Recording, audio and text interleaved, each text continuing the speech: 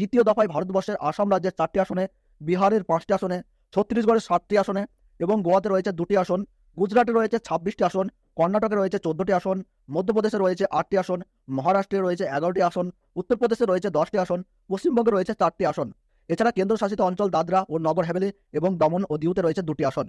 এছাড়াও রয়েছে জম্মু কাশ্মীরে। টোটাল মিলিয়ে মোট 95টি আসনে 2024 লোকসভা নির্বাচনের তৃতীয় দফা অনুষ্ঠিত হবে।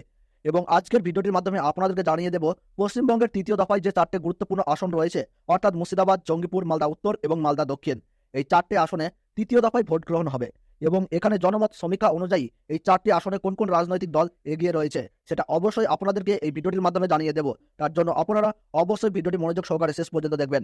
আর 2024 ভারতের লোকসভা ভোটের নির্বাচনের জন্য সমস্ত খুঁটিনাটি আপডেট পেতে আমাদের এই ইউটিউব চ্যানেলটি সাবস্ক্রাইব করে পাশে থাকবেন। তাহলে চলুন ভিডিওটিকে শুরু করা যাক। এবছরে পশ্চিমবঙ্গের তৃতীয় দফার লোকসভা নির্বাচনে কোন কোন রাজনৈতিক দল থেকে কোন কোন প্রার্থীরা মনোনীত হয়েছেন, এছাড়াও আমরা দেখে নেব যে 2019 সালের লোকসভা ভোটে এই 4টি আসন অর্থাৎ মালদা উত্তর, মালদা দক্ষিণ, জঙ্গিপুর ও মুর্শিদাবাদ সেখানে কি ফলাফল হয়েছিল। তো বন্ধুরা, সবার প্রথমেই আপনাদেরকে জানিয়ে দেব মালদা উত্তর, যেখানে তৃণমূল কংগ্রেসের মনোনীত প্রার্থী রয়েছে প্রসূন বন্দ্যোপাধ্যায় এবং বিজেপি তরফে মনোনীত প্রার্থী করা হয়েছে খগেন মুর্মুকে এবং সিপিএম ও কংগ্রেসের যৌথভাবে প্রার্থী রয়েছে মোস্তাক আলম। এছাড়াও আইএসএফ প্রার্থী রয়েছে মোহাম্মদ সোহেল। তো বন্ধুরা, 2019 সালের লোকসভা ভোটে এই মালদাহ উত্তর লোকসভা কেন্দ্রে জয়ী হয়েছিলেন বিজেপি প্রার্থী খগেন মুর্মু। তিনি মোট ভোট পেয়েছিলেন 5,09,524টা, অর্থাৎ 37.59% ভোট পেয়েছিল। এবং দ্বিতীয় নম্বরে ছিলেন তৃণমূল প্রার্থী মৌসম নূর। তিনি মোট 4,25,236টি ভোট পেয়েছিলেন, অর্থাৎ 31.37% ভোট পেয়েছিলেন। যার ফলে 2024 লোকসভা ভোটে তৃণমূলের তরফ থেকে নতুন মনোনীত প্রার্থী করা হয়েছে প্রসূন বন্দ্যোপাধ্যায়কে। এই কেন্দ্রে জনমত সমীক্ষা থেকে ভোটারের সমীক্ষা পর্যন্ত এবং বড় বড় রাজনৈতিক মহলের দাবি অনুযায়ী এই মালদহ উত্তর লোকসভা কেন্দ্রে দ্বিমুখী লড়াইয়ের সম্ভাবনা রয়েছে, যেখানে বিজেপি, তৃণমূল ও কংগ্রেস এই 3টি দলের মধ্যে জোট টক্কর রয়েছে বলে দাবি রাজনৈতিক মহলের একাংশের। বিজেপি, তৃণমূলের সঙ্গে কংগ্রেসও এই কেন্দ্রে হাড্ডাহাড্ডি লড়াইয়ের জন্য প্রস্তুত রয়েছে। তবে এই কেন্দ্রে ত্রিমুখী লড়াইয়ের টক্কর থাকলেও জনমত থেকে রাজনৈতিক মহলের সমীক্ষা অনুযায়ী মালদা উত্তর এই কেন্দ্রে বিজয়ী প্রার্থীর নাম অনুযায়ী উঠে আসছে বিজেপি প্রার্থী খগেন মুর্মুর নাম। পরবর্তীতে আপনাদেরকে জানিয়ে দেব মালদাহ দক্ষিণ, যেখানে তৃণমূল কংগ্রেসের মনোনীত প্রার্থী রয়েছে শাহনওয়াজ আলী রায়হান এবং বিজেপির মনোনীত প্রার্থী রয়েছে শিরূপা মিত্র চৌধুরী।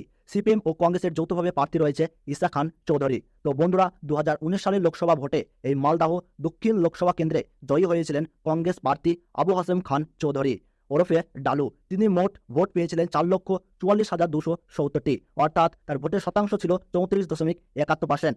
এবং দ্বিতীয় নম্বরে ছিলেন বিজেপি প্রার্থী শিরূপা মিত্র চৌধুরী। তিনি মোট 4,36,048টা ভোট পেয়েছিলেন, অর্থাৎ 34.07% ভোট পেয়েছিলেন। এবং তৃতীয় নম্বরে ছিলেন তৃণমূল মনোনীত প্রার্থী মোহাম্মদ মোয়াজ্জেম হোসেন। তিনি 3,51,353টি ভোট পেয়েছিলেন, অর্থাৎ 27.45% ভোট পেয়েছিলেন। এই কেন্দ্রে জনমত সমীক্ষা থেকে ভোটার এবং বড় বড় রাজনৈতিক মহলের একাংশের দাবি অনুযায়ী এই মালদা দক্ষিণ লোকসভা কেন্দ্রে ত্রিমুখী লড়াইয়ের টক্কর চলছে। এই টক্কর কংগ্রেস, বিজেপি ও তৃণমূলের মধ্যে রয়েছে। রাজনৈতিক মহলের সমীক্ষা অনুযায়ী পশ্চিমবঙ্গের 42টি লোকসভা কেন্দ্রের মধ্যে মালদাহ দক্ষিণ এই লোকসভা কেন্দ্রে ত্রিদলীয় হাড্ডাহাড্ডি লড়াই বেশ জমজমাট হয়ে উঠেছে। একটু এদিক ওদিক হলেই ফলাফল পাল্টে যাওয়ার সম্ভাবনা থাকছে। তবে 2024 লোকসভা ভোটে কংগ্রেসের তরফে যদি গতবারের বিজয়ী প্রার্থী আবু হাসেম খান চৌধুরী যদি মনোনীত হতেন, তাহলে কংগ্রেসের তরফে এই আসনটি ধরে রাখার সম্ভাবনা ছিল।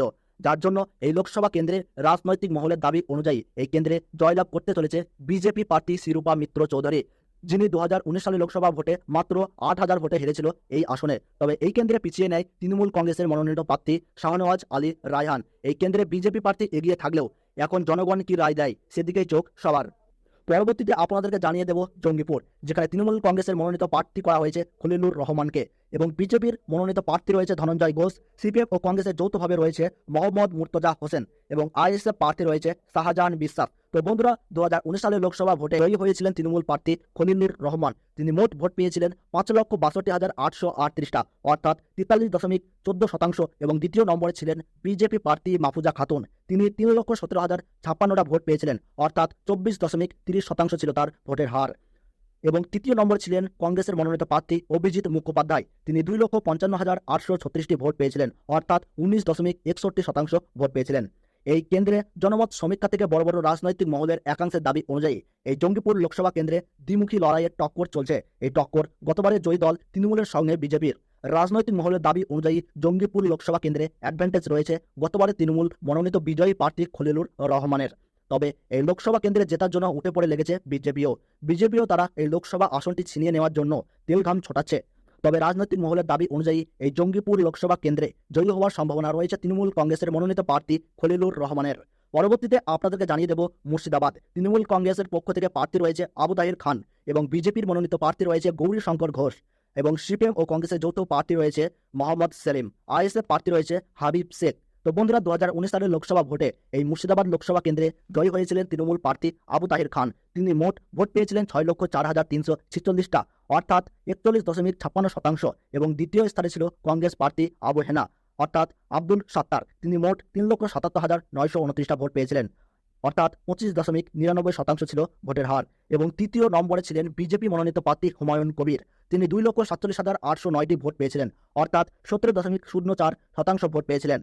এই কেন্দ্রের জনমত সমীক্ষা থেকে বড় বড় রাজনৈতিক মহলের একাংশের দাবি অনুযায়ী এই মুর্শিদাবাদ লোকসভা কেন্দ্রে 2019 সালে সেই রকম হাড্ডাহাড্ডি লড়াই না হলেও এবার 2024-এর ইলেকশনে মুর্শিদাবাদ লোকসভা কেন্দ্রে জেতার জন্য তেলঘাম ছোটাচ্ছে বিজেপি এবং কংগ্রেস ও সিপিএম।